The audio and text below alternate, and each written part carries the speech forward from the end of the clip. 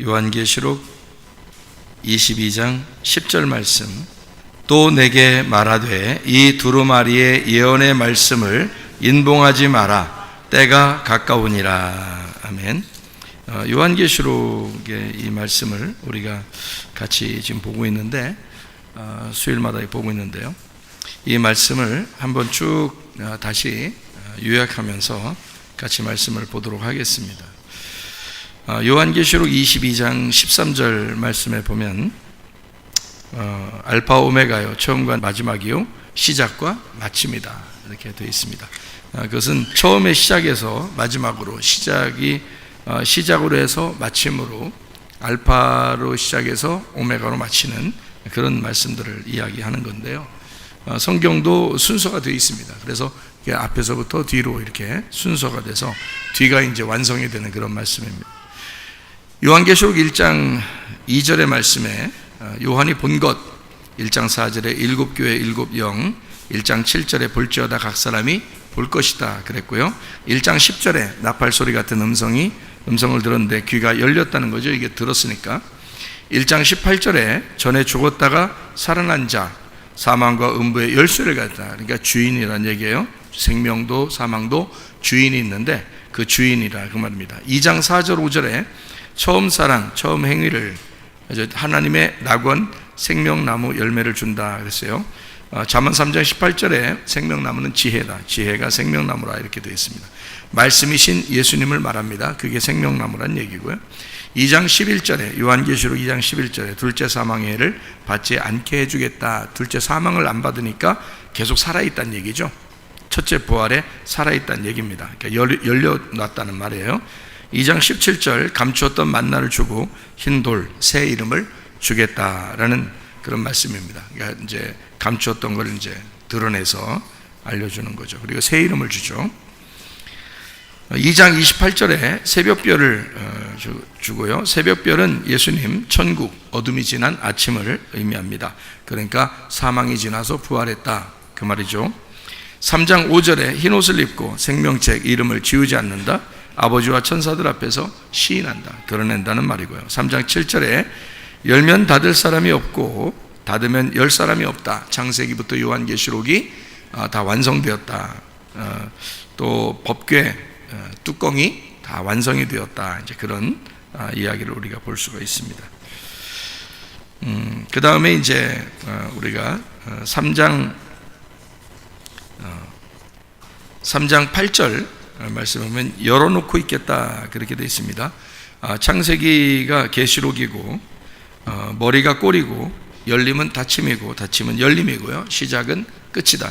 이렇게 열어놓고 있겠다. 이미 다 완성됐으니까 앞에와 뒤가 같다 이거죠. 그러니까 창세기하고 요한계시록은 분리된 책이 아니라, 원래는 읽으면 다 분리되어 있잖아요. 이게 하나씩 나눠져 있는데, 이게 이제 열어놓고 있겠다 그렇게 되어 있으면 앞에하고 뒤가 같아, 이렇게 같아져서 창세기가 요한계시록이 되는 거고요, 요한계시록이 창세기가 되는 겁니다.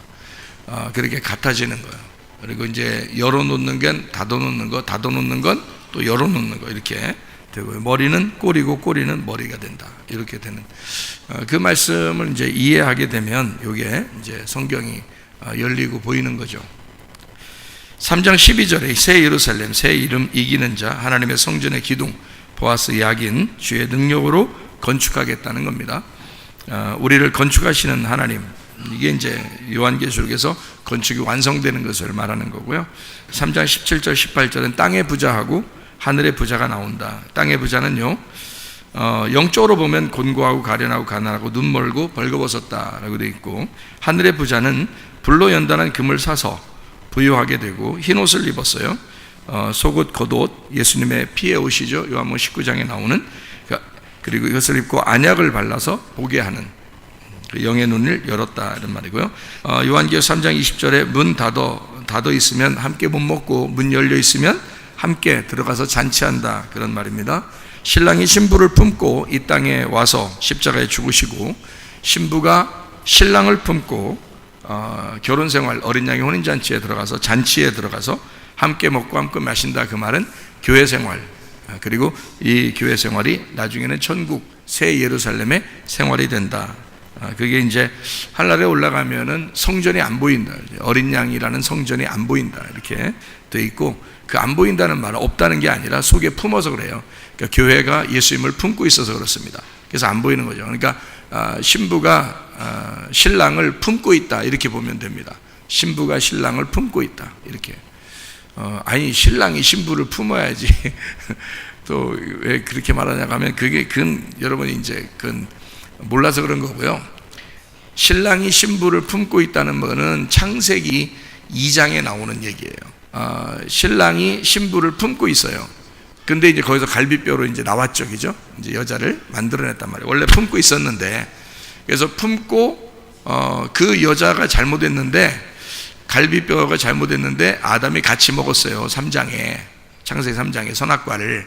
그래서 이 여자를 갈비뼈를 이제 자기의 죄하고 일치시킨 거죠. 그래서 품고 예수님이 오셔서 죽으시는 거예요.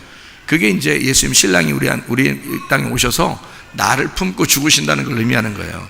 그러고 난 다음에 죽으시면 어떻게 되냐면 예수님이 영으로, 자기가 영으로, 그러니까 예수님의 영이죠. 영은 안 보이잖아요. 성령님은 안 보이잖아요. 그 성령님으로 우리 신부들에게 들어가요. 신부들에게 들어가서 그 신부들 속에 살아요. 그러니까 성령님이 신부들 속에 들어와서 한단 말이에요. 그러니까 우리가 예수님을 품은 거죠. 무슨 말인지 알겠죠? 그러니까 말씀이 나를 품고 죽으시고 이 땅에 와서, 그리고 나는 예수를 믿고 말씀을 내 안에 품었다. 이렇게 되는 거죠. 그게 이제 천국이라 그러는 거예요. 그거를 요한계시록 3장 20절에는 문을 열어라. 네 문을 열어라. 열어라는 말은 무슨 말이라고 했어요? 찢어라 그러죠. 네 가슴을 찢어라. 그러면 예수님이 들어가겠다는 겁니다. 그러니까 뭐가 들어가겠다는 거예요? 예수님이 들어가겠다는 말은 말씀이 들어오겠다는 뜻이에요. 그러니까 성령님이 들어오시겠다 그 말이거든요. 말씀이 들어오면 어떻게 해요? 내가 그 말씀을 품고 성령님을 품고 함께 먹고 마시는 거죠. 그게 천국 생활이란 말이에요. 그걸 교회에서 하는 거라고요. 그러니까 교회가 천국 생활인 거예요. 그게 이제 우리가 죽으면 이제 영원한 나라에 가는 건데 그게 천국이라 그래요. 그게 새 예루살렘이라. 요한계시록 21장에 2절, 10절, 22절을 보면 이해가 되는 그런 말씀입니다. 요한계시록 3장 21절, 아버지 보좌에 함께 앉게 해주겠다 그렇게 이야기했어요. 나를 깔고 앉으시고 승리하신 주님이 보좌에 앉아 계신다, 이제 그런 말이고요. 요한계시록 4장 1절에 열린 문을 두었다. 4장 2절에 성령에 감동되었더니 보라 하늘에 보좌를 베풀었고 보좌 위에 앉으시니가, 앉았다는 말은 일이 끝났다는 말이에요. 안식한다는 말이에요. 다 이루었다는 말입니다. 창조가 완성됐다는 말이에요. 그게 앉았다는 말로 표현되어 있는 겁니다. 그러니까 계속 요한계시록은 처음부터 쭉 이렇게 예수님이 앉아있는 것으로 이렇게 묘사가 되죠.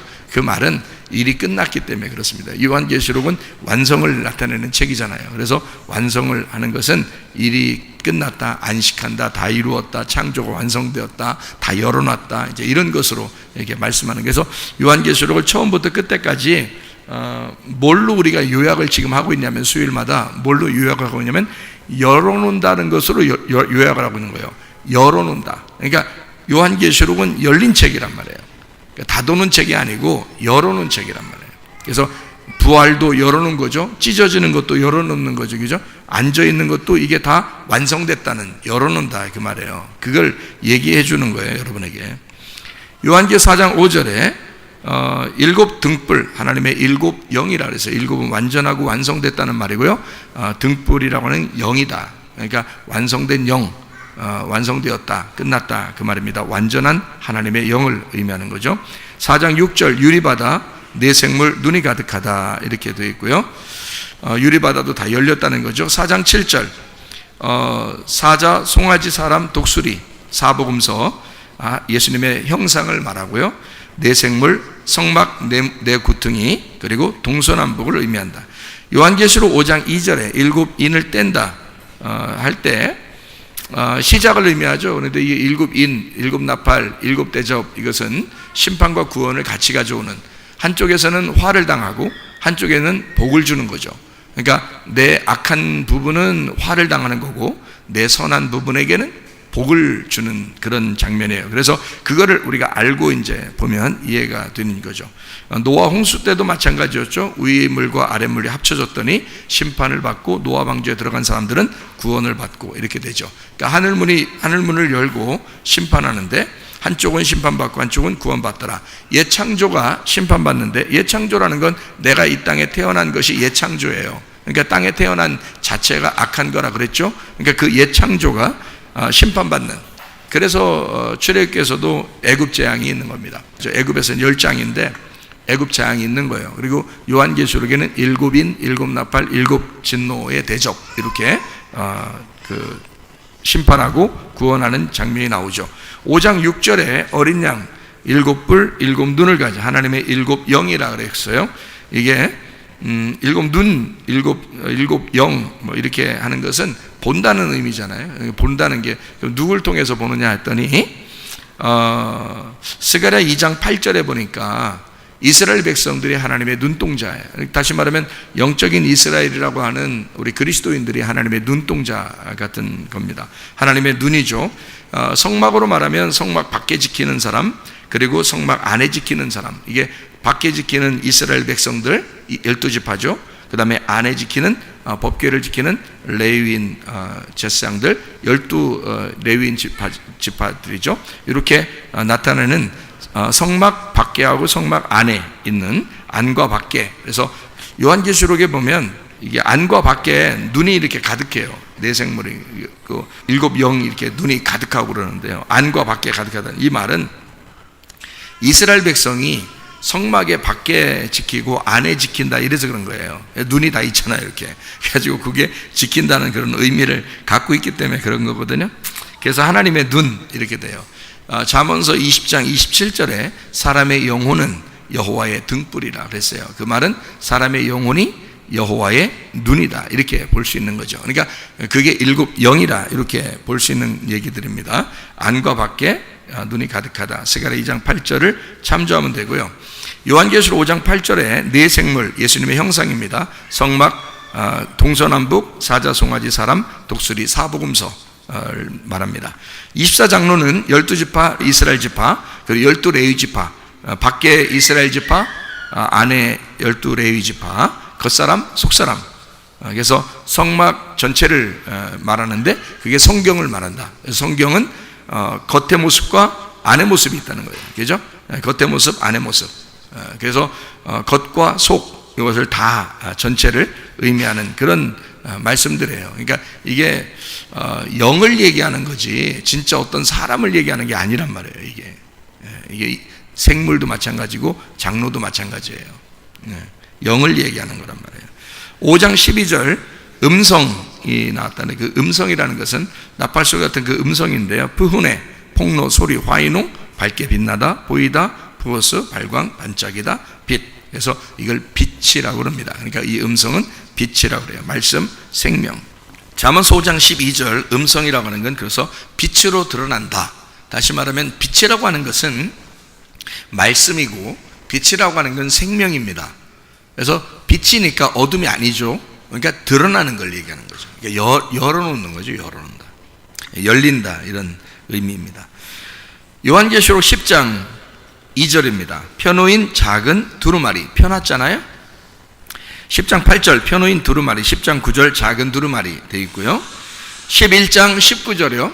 하나님의 성전이 열려 하나님의 언약궤 이렇게 보입니다.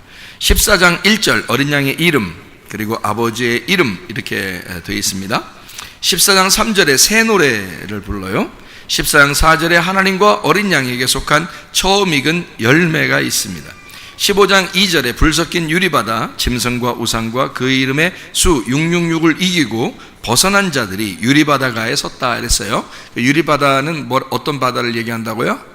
투명하다는 얘기죠. 투명하다는 얘기는 보인다는 얘기고 열렸다는 얘기예요. 그러니까 어떤 사람이 열린다는 거예요? 예, 짐승의 수를 이기고 올라온 사람들이 열렸다는 얘기예요. 그러니까 우리가 짐승을 따라서 가는 사람들은 말씀이 열리겠어요? 안 열리겠어요? 안 열려요. 열리면 이상한 거지. 그리고 예수님이 이 땅에 와서 주로 이렇게 뭐 얘기하려면 그냥 직접 얘기해요? 아니면 비유로 자꾸 얘기해요? 비유로 자꾸 얘기하죠. 왜 그런다 그랬어요?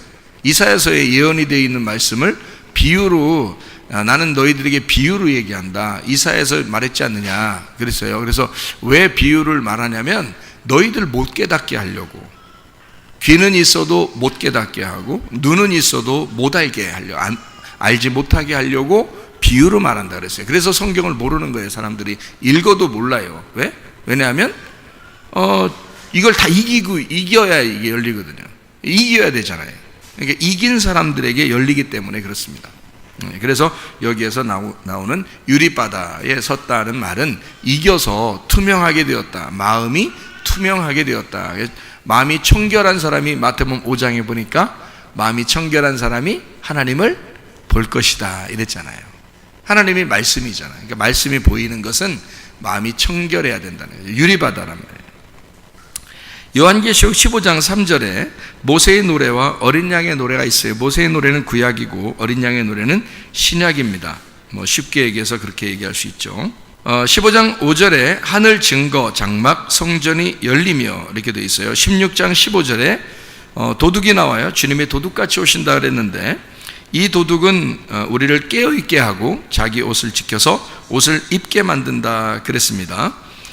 그러면 먼저 온 도둑이 있다는 거죠. 우리를 잠들게 하고 벌거벗게 한다. 요한복음 10장 10절에 말하는 먼저 도둑이 오는 것은 너희를 도둑질하고 영혼을 도둑질하는 거죠. 죽이고 멸망시키는 것이다. 그게 뭐라고요? 율법이라고요. 그러면 나중 온 도둑은 뭐라고요? 예수님이라고요. 복음이라고요. 그래서 너희를 깨어있게 한다. 누가복음 21장 36절에 항상 기도하여 깨어있어라 이렇게 이야기했고요. 자기 옷을 지켜서 옷을 입게 만든다 이렇게 했습니다. 그러니까 먼저 온 도둑과 나중 온 도둑을 구분해야지, 요한계시록에 도둑이라고 나오니까 이거 나쁜 거 아니야? 이렇게 생각하지 말라는 거죠. 도둑이라고 하는 이 도둑은 좋은 도둑을 얘기하는 거예요. 그러니까 감추어져서 우리에게 오는데 그게 어떻게 오는 거예요? 말씀이 감추어졌단 말이에요. 감추어진 말씀이 우리에게 오는데 모르게 온다는 뜻이에요. 모르게 오는데 깨달아지는데 그게 영적인 거기 때문에, 그래서 여기를 어떤 식으로 나누냐면 먼저 온 것과 나중 온 것을 알게 되는 거죠. 바울이라고 하는 사람이 원래 처음에 사울이었죠. 사울이었을 때는 그 사람이 예수님을 알았을까요? 몰랐을까요? 몰랐죠. 예수님 몰랐잖아요. 사울이었을 때 예수님 몰랐단 말이에요. 그때는 누구를 만났었을까요? 먼저 온 도둑을 만났었겠죠. 먼저 온 도둑을 만나는 것은 먼저 온 도둑이 누구라고요? 율법이라고요. 그러니까 율법을 너무 잘 아는 거예요. 너무 잘 아니까 이 사람이 마음이 괴로웠겠어요? 안 괴로웠겠어요? 괴롭다고요. 마음이 괴로우니까 스데반을 죽이는 거예요. 마음이 안 괴로운 사람이 그렇게 하겠어요? 사람 죽이면서 또 죽이고 이렇게. 그는 그 율법에 대한 열정, 율법에 대한 열심, 율법을 아는 거예요. 율법을 알면 알수록 너무 괴로운 거예요. 그러니까 그 율법을 벗어나 보고자, 다시 말하면 율법이라고 하는 것을 완성하는 게 뭘까? 그게 자기는 죽이는 거라고 생각한 거예요. 율법을 알긴 아는데 너무 마음이 괴롭단 말이에요. 율법이라는 건 우리의 죄를 깨닫게 하는 거거든요, 계속. 그러니까 이걸 완성하면 어떻게 해야 돼? 이걸 스데반이나 이 예수 믿는다고 하는 그 이단들을, 자기가 생각할 때 그 이단들을 죽여서 제물로 바쳐야 되겠다 이렇게 되는 거죠. 그러니까 그런 정도의 열정, 열심이 있었단 말이에요. 그랬더니 예수님이 나타난 거예요. 갑자기 호련히 우연히 느닷없이 갑자기 막 나타난 거예요. 나타나가지고 뭐냐면 두 번째 도둑이 오신 거죠. 이 바울에게 두 번째 도둑이 와서 네가 율법은 알고 있었으나 율법 때문에 너무 힘들었지. 너도 자 복음이라는 게 난데 네가 죽이던 그 사람들이 나를 깨달았기 때문에 이렇게 하는 거야. 그래서 그거를 알려주러 이제 나중 온 도둑이 오신 거죠. 그러니까 이 앞에 있는 율법을 정확하게 알던 바울에게 예수님을 만나니까 얼마나 좋겠어요. 이 복음이라는 게 자기를 완전 자유케 하는 거예요. 그래 이 사람이 너무 이게 좋으니까 생명의 성령의 법이라는 게 있구나. 그래서 이 앞에 있는 먼저 온 도둑, 알고 있었던 율법, 이거를 이 사람은 뭐라고 이름 붙여서 얘기하냐면 죄와 사망의 법이라는 거예요. 죄와 사망, 나를 죽이는 거였다. 이건 나를 죄를 깨닫게 하고 너무 괴로워서 나를 죽이는 거였는데, 이게 죄와 사망의 법이었는데 내게 예수라는 생명의 성령의 법이 왔다. 그게 너무너무 감사해가지고 왜 어떻게 이렇게 되는 거냐면요, 앞에 먼저 온 도둑을 만난 사람이 두 번째 도둑, 마지막 도둑을 이렇게 만나잖아요. 나중 온 도둑을 만나면 이게 말씀이 두 개 다 깨달아지는 겁니다. 그러니까 이 율법에 의해서 정말 죽을 것 같은 사람들, 실제로 죽었던 사람들, 뭐 이런 사람들이 살아나면요, 이게 두 번째 도둑이 이제 찾아오셔요. 그래서 이게 열리는 거예요. 이게 점점점 이렇게 열리는 거예요. 그러니까 바울 사도가 먼저 있었던 말씀을 알았고 거기에 대해서 굉장히 그걸 잘 알았던 사람이니까 이걸 알고 두 번째 예수를 만나니까 이게 다 풀어지는 거예요. 앞에 게 이게 말씀이 두 개겠어요? 아니, 하나야. 말씀이 하나인데 이 율법이 풀어지니까 복음이 돼 버리는 거야. 그래서 이 바울이라는 사람이 나중 온 도둑, 그러니까 예수를 만난 것이 얼마나 날 자유하게 하고 생명을 주고 성령이겠냐 이게. 그래서 그거를 생명의 성령의 법이라고 얘기한 거예요. 그러니까 그러니까 바울 사도는 다 정확하게 이런 것을 얘기하는데 겉사람과 속사람 이런 얘기를 하죠. 껍질과 알곡에 대한 이야기를 하고요. 옛사람과 새사람 이런 얘기를 이제 잘해요. 바울이라는 사람이. 왜 그러냐면 자기 모습을 정확하게 보잖아요. 율법과 복음에 대한 이 모습을 정확하게 볼 수 있기 때문에 그래요. 이게 열리는 거거든요. 열리니까 옛사람과 새사람, 겉사람과 속사람, 껍질과 알곡, 그리고 육체와 성령, 뭐 이런 것을 정확하게 나눠요. 그래서 육체의 열매와 성령의 열매 이렇게 탁탁 나눠버리잖아요. 그러니까 바울이 이걸 왜 이렇게 딱 나눌 수 있냐면 이렇게 앞에 있는 것과 뒤에 있는 것을 이렇게 딱 나눔으로써 앞에 있는 것이 뒤에 있는 도둑을 만났을 때 이게 열리는 거고 이게 생명을 갖게 된다 해서 이것이 흙이라고 하는 이 앞에 있는 흙인데 뒤에 생기가 불어와야 된다. 그러니까 이게 이제 속사람인 거예요. 이게 새사람인 거예요. 이게 예수인 거예요. 그러니까 요거를 이제 나중은 도둑이라고 요한계시록엔 거기서 그렇게 표현을 한 거예요. 요한계시록 16장 15절에 나중은 도둑, 이게 복음이고요. 우리를 깨어있게 한다. 그리고 자기 옷을 지켜서 옷을 입게 만든다. 이렇게 얘기하죠. 창세기에서는 선악과 먹고 옷 벗었다는 거죠. 그죠? 옷 벗은 걸 알게 됐죠. 원래 벗었는데 벗은 걸 알게 된 거예요. 근데 이제 나중은 도둑은 우리의 옷을 잘 지켜서 옷 입게 그렇게 만들고 옷을 잘 지켜서 옷을 벌거벗고 다니지 못하도록 그렇게 만든다는 거죠. 그러니까 얼마나 달라요. 이게 완전히 다르죠. 그죠? 반대로 된 앞에와 뒤를 연결해서 하나로 만드는 그런 말씀입니다. 요한계시록 17장 15, 16절에 열불 짐승이 나오죠. 음녀가 나오고요. 이게 이제 열불 짐승이 세상 먼저 온 도둑입니다. 음녀는 탕자를 얘기하고요. 타락한 신부, 타락한 교회를 말합니다. 이게 바벨론이에요. 반대로 말하면 어린 양이 있고요. 어린 양은 내생물이고 24장로고 나중은 도둑입니다. 그리고 신부는 돌아온 아들이고 거룩한 신부, 거룩한 교회를 말해요. 이게 새 예루살렘을 의미하는 것입니다. 자, 요한계시록 18장 4절 말씀, 내 백성아 거기 어디라면 음녀가 있는 바벨론, 거기서 나와라. 그의 죄에 참여하지 말고 재앙들을 받지 마라. 네가 음녀였었다는 얘기입니다. 우리 모든 사람들이 다 음녀예요. 이 땅에 태어난 것이 음녀라고 그랬죠. 태어난 자체가 음녀예요. 그래서 여기서 음녀로 태어난 나를 이게 이 음녀를 찢어서 벗겨버리는 거고요. 죽이는 거예요. 이렇게 벗겨서 이렇게 재앙을 내려가지고 벗기고 신부로 옷을 입혀버리는 거죠. 그러니까 이렇게 음녀를 찢어버리고 신부로 만들어 옷을 입히는 게 이제 요한계시록인 거예요. 그래서 거기서 나와라 그랬으니까 사람들이 생각할 때는 음녀의 바벨론에서 나와라 이렇게 하니까 사람들은 어디서 이렇게 나와라 이런 건 줄 아는데 나오라는 게 아니라 네 겉사람에서 나와서 속사람이 되어라는 말이고요. 네 껍질에서 나와서 알곡이 되어라 그런 말입니다. 아주 쉬운 내용인데 조금 이렇게 우리의 속을 이렇게 볼 수 있으면 성경을 볼 수 있으면 이게 이런 거구나 풀리는데요. 이게 속이 안 보이면은 이게 뭔 말인가 전혀 몰라요.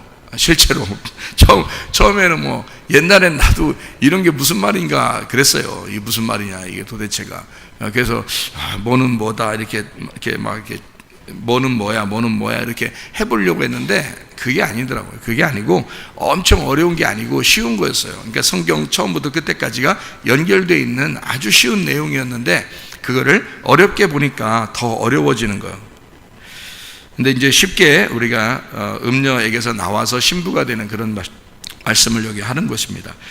18장 21절에 큰 맷돌 같은 돌을 들어서 바다에 던져 큰 성 바벨론이 비참하게 던져져 결코 다시 보이지 아니하리로다. 멸망한 거죠. 음녀가 멸망한 겁니다. 바벨론이 멸망한 거예요. 그러면 뭐가 나오는 거예요? 새 예루살렘이 나오는 거고 신부가 나오는 거예요. 누가 되는 거라고요? 내가 옛사람인 내가 그렇게 되는 거 죽고요. 새 사람인 내가 그렇게 부활해서 새 예루살렘 교회 주님의 신부가 되는 것이다. 그 말입니다. 10절이죠. 요한계시록 19장 2절에 음녀를 심판합니다. 19장 4절에 24장로 네 생물 하나님께 경배 아멘 할렐루야 그럽니다. 19장 8절에 빛나고 깨끗한 세마포 옷을 입었는데 그게 성도들의 옳은 행실이로다. 이게 믿음이라 그랬습니다. 다른 거로 총가는 게 아니고요, 믿음으로 간다 그랬어요. 요한복음 6장 29절에 하나님의 일은 하나님께서 보내신 일을 믿는 것이다 이렇게 되어 있고요. 요한복음 4장 34절 주님의 양식은 하나님의 뜻을 행하며 그의 일을 온전히 이루는 것이다 그랬습니다. 그러니까 우리가 믿음이 하나님의 일이고요, 그리고 말씀이 양식입니다. 무슨 말인지 아시겠죠? 그러니까 사는 자체가 말씀으로 살아가면 된다 이런 말이에요.